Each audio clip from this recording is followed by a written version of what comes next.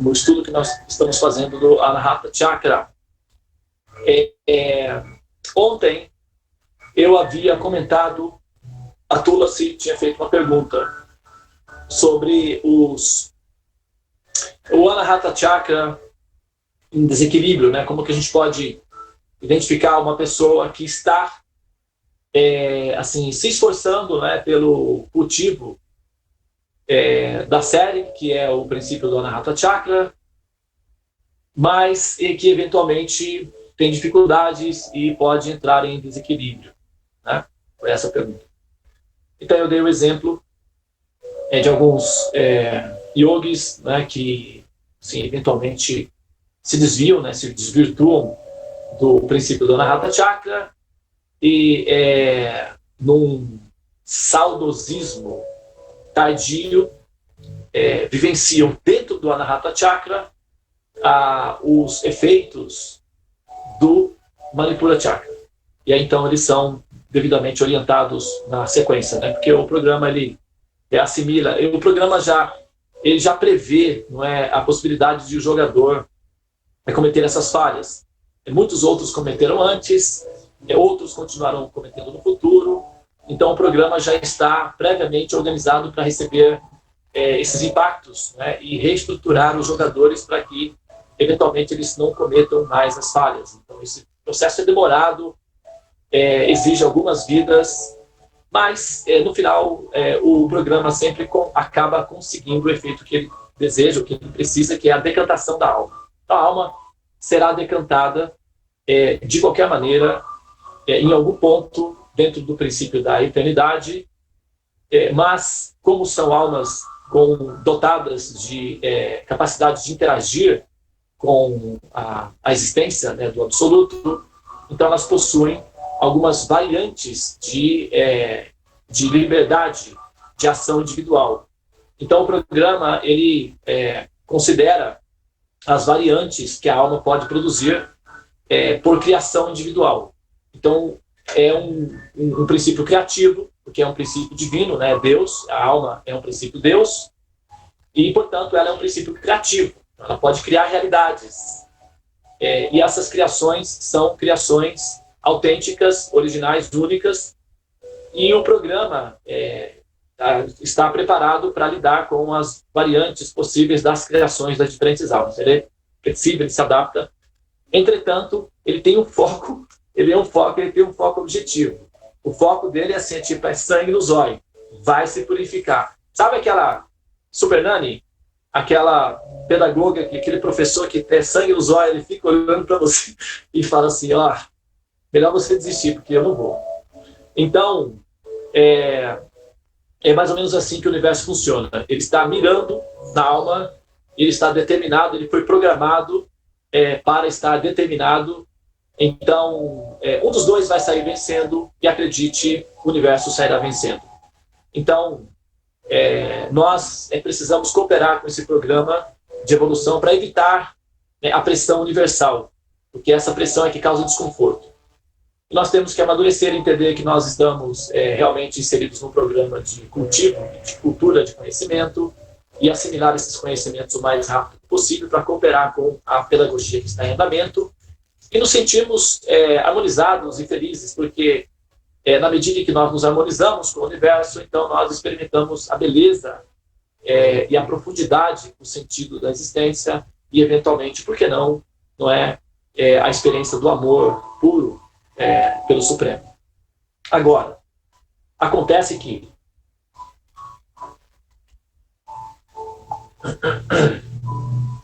no caminho até chegar a esse ponto, aí tem muita história a ser contada, né?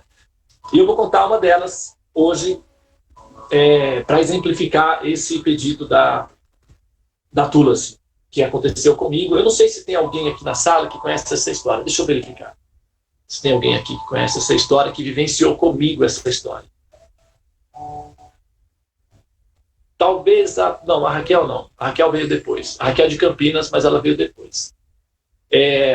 Tem a Ivani. A Ivani, ela vivenciou comigo essa história. Ela, de vez em quando, ela entra na sala dos mantras. Ela não está aqui hoje. é de Campinas, e ela participou comigo do passo a passo, né, de todo esse evento. Líderes espirituais, eles possuem poder nas mãos, né? Eles são poderosos. Como eles representam Deus, então eles acabam representando Deus na sua plenitude. E o próprio universo se encarrega de oferecer todos os recursos referentes à qualificação para ser um representante de Deus, inclusive poder. Acontece que, não sei se vocês já viram esse fenômeno, que a pessoa, dentro do seu ambiente, fica meio tirano, né? Fica estranho. Eu, por exemplo, quando eu morava em Curitiba, eu trabalhava em Curitiba, eu conheci um amigo de trabalho, né, uma pessoa simpática e tal, e ele, né, ofereceu um quarto na casa dele, no apartamento dele, para dividir e tal. Tudo bem, eu estava precisando de lugar para ficar e fui. Só que no ambiente dele, ele se alterava, ele ficava estranho, ele ficava meio psicopata, ele ficava assim, procurando motivos para me torturar psicologicamente. E eu achei aquilo, foi a minha primeira experiência, assim, bem assim, né? Eu não tinha entendimento muito da natureza humana. Eu tinha recentemente chegado em Curitiba, voltado para morar em Curitiba. Eu só fui lá em busca de um trabalho para me estabelecer e, né, começar o meu curso. E aquilo me chamou muita atenção, né? Como que dentro do ambiente de domínio a pessoa se transforma, ocorre uma transformação, né, no caráter dela. E é muito comum que as pessoas, no seu ambiente, no seu território de domínio, desenvolvam certos cacoetes, né, certos condicionamentos, e as pessoas que entram nesse ambiente de domínio, elas acabam sofrendo as consequências do impacto dessa alteração psicológica, né? Que as pessoas, às vezes acontece isso, de dentro da casa, a pessoa tem ali, né, uma transformação da sua própria natureza. Na rua, tem uma simpatia, tem uma gentileza, mas naquele ambiente específico que é a residência dela, as coisas mudam. Ali as coisas mudam. Então, isso se dá não apenas individualmente, não é? Nas residências, que é o...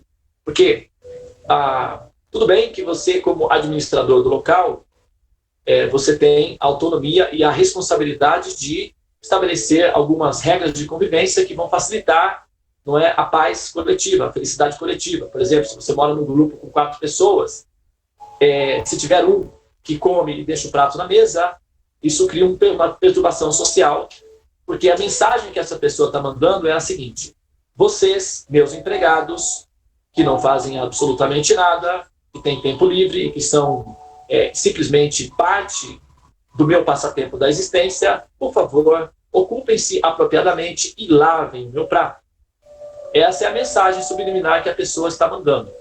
Se é uma adolescente, você pode ser mais ou menos tolerante, mas chamar o adolescente e falar: escuta, na realidade, nós somos amigos. Nós não somos... nós estamos servindo um ao outro, tudo bem. Por um acidente, claro que eu posso lavar o seu prato, mas o hábito diário de você deixar o seu prato e as suas coisas sujas para que eu lave é uma mensagem de que você é Deus e você está assumindo a posição dele. Isso é muito complicado, porque assumir a posição de Deus pode ser uma experiência que pode deixar você enlouquecido. Então vamos ocupar na nossa posição de servos. Então vamos nos servir uns aos outros. E na medida que você cuida das suas próprias coisas, você está sendo misericordiosa ou misericordioso com os demais ao seu redor. Isso é compaixão. Então lavar o próprio prato, acredite, é compaixão com a mãe, é compaixão com o esposo, é compaixão com a esposa, é compaixão. Isso em todos os âmbitos, né? Então, quando você tem a autonomia da liderança de um determinado ambiente, é sua responsabilidade, sim, organizar as coisas para que todos sejam felizes em grupo e que ninguém seja tiranizado pela preguiça intelectual ou pela preguiça moral de qualquer um dos membros, né? Então, pessoas limpas e organizadas costumam ser pessoas, costumam, não necessariamente, né, mas costumam ser pessoas que produzem mais sensação de felicidade nos demais, porque a limpeza e a organização significa o modo elevado da natureza. Então, agora, a tirania, né, que é a variação da psicopatia, da psique, pode se dar tanto num ambiente local, né, que é uma residência, quanto num grupo, né, num partido político, numa religião, numa empresa, etc. Inclusive, tem um estudo que mostra que os ambientes mais férteis para psicopatas são a administração de empresas, as profissões médicas e as profissões militares. Aí são os lugares onde pululam. Os psicopatas, eles encontram nessas áreas ambientes super férteis. Mas, acreditem, o ambiente mais fértil para psicopatas são as religiões. E porque eles encontram ali pessoas fragilizadas e predispostas a aceitar algum tipo de pressão sobre elas. Então, elas estão já predispostas, não é, à sugestão de pressão, de regulação, de orientação, o que não é errado, o que de certa forma, não tem nada de errado com isso. Por exemplo, se você quer viajar do Rio de Janeiro para São Paulo, aceitar um pouco de pressão, de regras, pode ser a sua segurança. Por exemplo, se você está dirigindo numa autopista que permite você dirigir a 80 km e você está dirigindo a 100, você está rejeitando a pressão do grupo. E com isso você está colocando outros em risco e a sua própria vida em risco. Então, aceitar a pressão das regras de segurança permitirão com que você chegue a São Paulo em segurança e outros também. Ok? Então, essa pressão, ela é favorável. Agora, quando pessoas de natureza, que ainda não estão purificadas do Manipura Chakra, chegam ao Anahata Chakra, é o ambiente onde mais se encontra os pacientes que estão predispostos a aceitar cuidados, porque eles estão fragilizados, buscando ajuda, buscando entendimento, eles estão sacrificados, né, sofridos com os processos dilacerantes do Manipura Chakra, porque a disputa de poder é daqui para lá e de lá para cá, não é só de um, né? Enquanto você consegue um pouco de poder, tem 230 querendo te derrubar. Então, para manter esse poder é muito sofrido, dá cansaço. E acaba que a crueldade não produz o êxtase, que produz a satisfação. Então, a alma precisa de satisfação e ela vai acabar renunciando à crueldade e aderindo à paz, né, de espírito. Então, ela chega na Anahata Chakra meio cansada, fragilizada, né? Sim, meio que guerreiro abatido. Então, está precisando de quê? De descanso, de tratamentos e tal. E é nesses momentos em que os psicopatas aparecem como sendo os salvadores, e aí dá todos os efeitos que a gente pode observar. Nas religiões são muito comuns esse tipo de pessoas, né?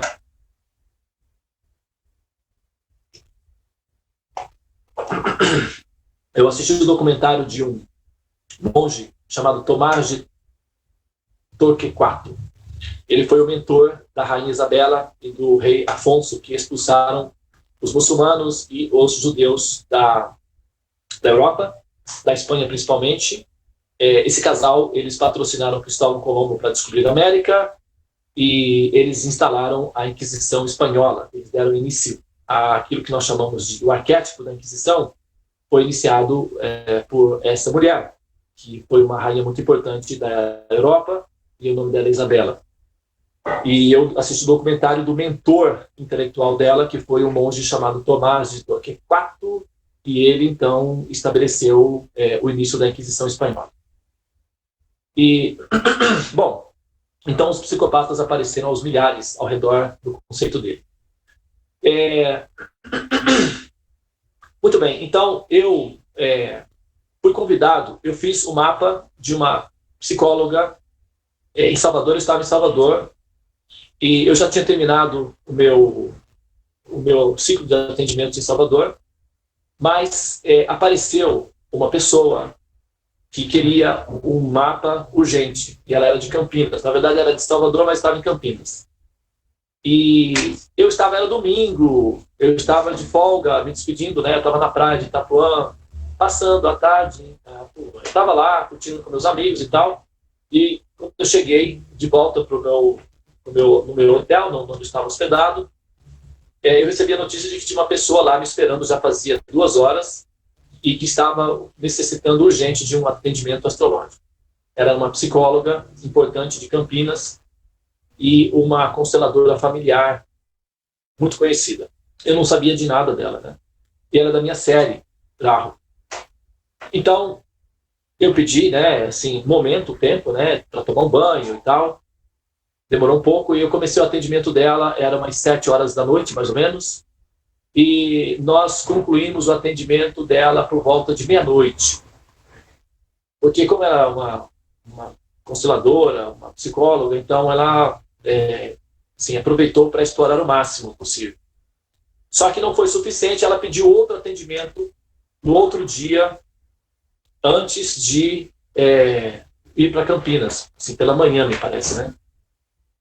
E tudo bem, eu aceitei porque eu vi que ela cuidava de muitas pessoas, então eu entendi que aquilo seria também uma oportunidade de maternar um grande grupo, né? Dando as orientações para essa pessoa. Não vou citar os nomes, né? Mas nós fizemos mais uma outra análise do mapa dela sob um outro prisma e durou mais 7 horas, né, o atendimento todo. Quando ela voltou para Campinas, ela então reuniu o grupo dela e disse que estaria providenciando uma palestra para mim para que eu explicasse o conceito védico. E a princípio ela seria na sala da casa dela para 12 pessoas que eram pacientes mais próximos dela. Então ela soltou no grupo dela que teria um astrólogo védico e tal, e juntou então, acho que 70 pessoas. A sala não era suficiente, então ela chamou uma amiga, falou com uma amiga, uma pessoa conhecida dela, que era uma líder espiritual importante de Campinas. E essa líder espiritual dirige uma comunidade grande. Então, foi cedido para mim o saguão da sala de reuniões dessa líder espiritual e reuniram, acho que 140 pessoas para a palestra. Nesse dia eu levei minha filha e tudo. Eu fiz a palestra e expliquei brevemente o princípio do Teorema dos Sonhos e abri uma agenda, não é? A princípio, a minha intenção era ficar 3 ou 4 dias no máximo em Campinas. Então eu abri a minha agenda e a minha filha então observou, fez a agenda e 120 pessoas fizeram o agendamento para fazer o mapa. 120 pessoas. Tinha 140, 150 pessoas, 120 pessoas quiseram fazer o mapa. Então, toda a minha agenda, toda a minha programação, que seria as férias, porque eu estava voltando para a Índia, e eu tinha mais um mês que eu tinha decidido ficar em casa, colocar os meus assuntos em dia e tal, ficar com a minha família, e surgiram esses agendamentos, então eu tive que reagendar o meu retorno para a Índia. Eu morava na Índia nessa época, eu vinha ao Brasil 3 meses por ano. Então, eu refiz toda a minha agenda e tal, dei minha passagem para atender essas pessoas. Eu atendi essas pessoas. Inclusive, atendi também, fiz o mapa da líder espiritual, de toda a família dela, enfim, de todos os membros. E em alguns momentos das reuniões que tinha uma entidade, um princípio divino, que descia sobre ela e dava orientações espirituais através dela. Tecnicamente, era uma vovó, chamada Catarina, e uma outra pessoa que teria nascido na Idade Média, que era uma espécie de uma pessoa santa, que tinha a missão de cuidar das mulheres, principalmente. Então, eram 2 mulheres que eram recebidas, 2 entidades femininas, uma vovó e também uma moça. Paralelo a isso, a casa em si também tinha uma administração superior, que era o espírito do professor Eurípides Barçanufo. Então, descia sobre ela e dava orientações. E o Barçanufo, o Eurípides Barçanufo, o espírito do Eurípides, desceu sobre ela e disse que ele e eu éramos amigos de muitos tempos, de muitas outras encarnações, e foi feito inclusive um CD, um DVD específico para falar sobre isso, e que na época, teoricamente, na época do Império Romano, nós tínhamos sido senadores amigos, e nós éramos altruístas e protegíamos os pobres, mas perdemos os nossos poderes legais e políticos e fomos aprisionados, e depois fomos condenados à morte devido ao fato de que nós, teoricamente, teríamos sido considerados traidores do Império Romano, porque nós estávamos ajudando os cristãos. Isso foi gravado, foi tudo registrado. Daí aconteceu um evento que eu fiz uma previsão para uma pessoa que ela corria sério risco de vida se continuasse com um programa que ela tinha lá. E essa pessoa estava totalmente condicionada, adicta, né, aos dogmas que ela já estava acostumada e tudo, levou essa afirmação, essa informação até a líder espiritual e fez queixas a respeito do meu caráter, a respeito da minha pessoa, enfim, fez um bullying, né? E simultâneo a isso,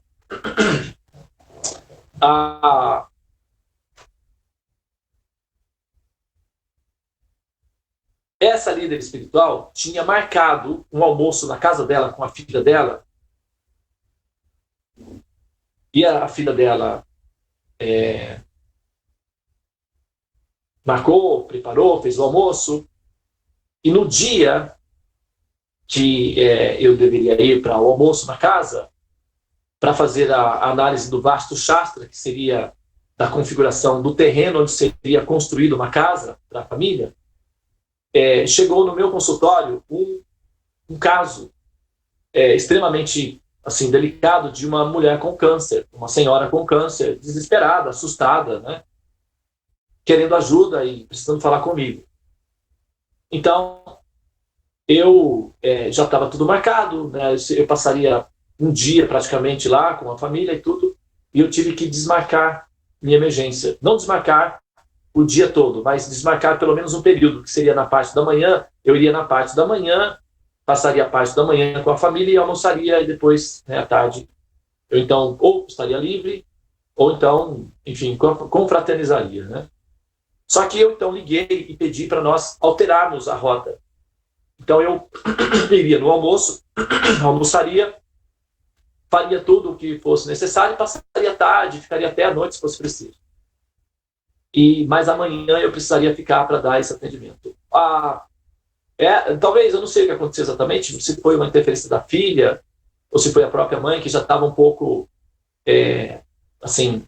E essa pessoa que fez as reclamações de mim para ela, era uma pessoa que dava muitas doações, uma pessoa com muitas posses. Então, o pedido, né, as queixas foram acatadas, né, pela líder espiritual. Ela já estava um pouco desgastado com essa história, eu não sabia de nada, né? Eu fiquei sabendo depois de tudo isso aí, porque tudo estava rolando nos bastidores, eu estava por fora de tudo. Daí, ela ficou chateada e aparentemente falou, não, tudo bem, então não precisa vir mais, não. Não é necessário que você venha, você pode ficar aí e tal, dê assistência que você precisa e tal, você está na sua missão. Não, mas eu falei, não, mas eu vou para almoçar, não precisa vir. E simplesmente, assim, disse que eu não precisava vir, então tudo bem. Eu fiz o meu próprio almoço, eu adoro cozinhar. E, bom, até aí estava, assim, aparentemente eu só senti que foi uma coisa humana mesmo, né? A pessoa ficou um pouquinho chateada e tal, talvez decepcionada, tudo bem, vamos relevar isso daí. Mas logo em seguida, ela tinha feito um grupo e me colocado no grupo para receber ensinamentos védicos, né? Colocações védicas e tal, e eu interagia com o grupo assim. E de repente eu fui eliminado do grupo. E o grupo, eu era a pessoa principal do grupo, porque as pessoas faziam perguntas para mim sobre o tema védico. E quando eu abri o celular no outro dia pela manhã, eu recebi a notificação: você foi retirado do grupo. Eu achei que poderia ter sido um erro, alguma coisa, algum engano e tal. E liguei para a líder espiritual, ela não me atendeu. Eu liguei para a filha dela e falei: olha, será que tem alguma coisa errada? Será que eu fiz alguma coisa errada no telefone? Porque aparentemente tem uma mensagem aqui dizendo que eu não tenho acesso mais ao grupo, que eu fui cortado do grupo. Você pode, por favor, verificar se é assim? Aí ela informou: não, a minha mãe, ela expulsou você do grupo. Eu falei: mas o grupo vai ser encerrado? Não, só você foi expulso. Aí eu já comecei a perceber que tinha alguma coisa errada. Então eu perguntei: escuta, eu não recebi notificação nenhuma de que eu seria eliminado do grupo. Até no Big Brother a pessoa fica sabendo quando vai para o paredão. E de repente eu fui simplesmente cortado. Tem algum motivo específico que eu preciso saber, né, dessa ação? Então ela disse: olha, se a minha mãe te cortou do grupo, é porque ela tem motivos sérios para fazer. Aquilo foi, né, um choque para mim. E nós tínhamos feito uma organização, quer dizer, para levar, naquele período, era período de Natal, né, para levar todas as pessoas até Nova Gokula para passar o final de ano, o Natal e o final de ano comigo. Então eu ia contar histórias védicas, enfim, ia levar as pessoas para o banho de rio e tal. E eu fico meio criança quando eu estou fora do meu ambiente de trabalho, da formalidade, né, assim, da minha atividade. Eu gosto de ser simplesmente normal, né? Então eu me divirto, eu rio, assim, às vezes eu faço alguma piada meio idiota, né, que depois eu me arrependo, quase sempre, mas não nada sério, né? O Gandiva esteve aqui comigo, a Karuna esteve comigo. Então, nos momentos em que eu não estou trabalhando, que eu não estou atuando, né, eu gosto de curtir a experiência de ser um ser humano. Então, eu não quero ser visto como um semideus constantemente. Isso é desgastante e é cansativo isso. Afinal de contas, eu também não estou almejando a posição de ser adorado, então eu não preciso necessariamente ficar andando num pedestal 24 horas por dia. Não é o meu astral. Eu estou curtindo a ideia de me divertir. Eu sou casado, eu adoro beijar minha esposa em público, adoro abraçar ela, meus filhos, beijar meus filhos. Uma pessoa santa normalmente não pode fazer nada disso, então eu renuncio à santidade para simplesmente curtir o amor. Então, aí o que acontece?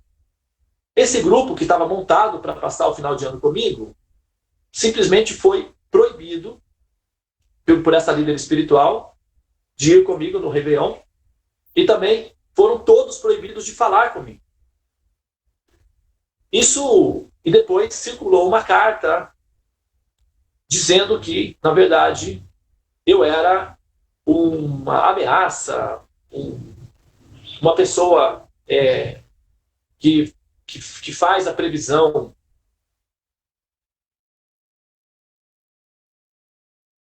que está no corpo, é simplesmente um charlatão enganador e, portanto, não era digno de ter a simpatia dela ou de ter até o respeito dela, talvez até de que, portanto, as pessoas deveriam se afastar de mim porque eu era uma ameaça, alguma coisa assim. Bom, não vai dar tempo de contar toda essa história hoje, já são 8 horas e 8 minutos, eu vou continuar essa história amanhã. Porque se eu continuar essa história, vai até às 9 horas e 9 minutos, eu não posso fazer isso. Então eu vou fazer, aqueles que quiserem assistir as cenas do próximo capítulo, né? venham amanhã. Se não, vai ficar em vídeo e eventualmente você pode assistir em algum momento, tá bom? Eu sinto muito, mas é assim, né? Eu aprendi isso com a Globo, deu certo com eles lá, o negócio dos, né, capítulos que vem na sequência, e essa história vai ficar para amanhã. Quem quiser assistir, né? Quem quiser ouvir. Se não, já estão livres de mim também, podem divertirem-se. Pessoal, é verdade, tá? Nós não podemos extrapolar, já são 8 horas e 8 minutos. Eu tenho uma meta de me disciplinar para entrar no horário certo, para sair no horário certo. Para mim está sendo uma experiência muito difícil, mas muito gratificante. Eu estou aprendendo isso, e eu preciso disso, é isso que eu vou fazer. E nós vamos entrar agora em trabalho de parto.